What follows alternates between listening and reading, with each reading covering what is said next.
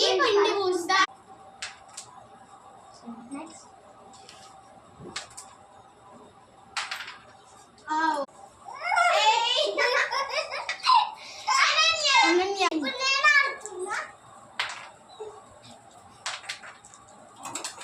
ఓడిపోయి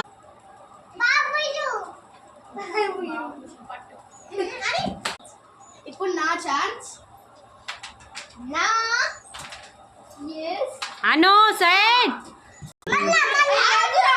mummy video తీస్తున్నావు. ఇప్పుడు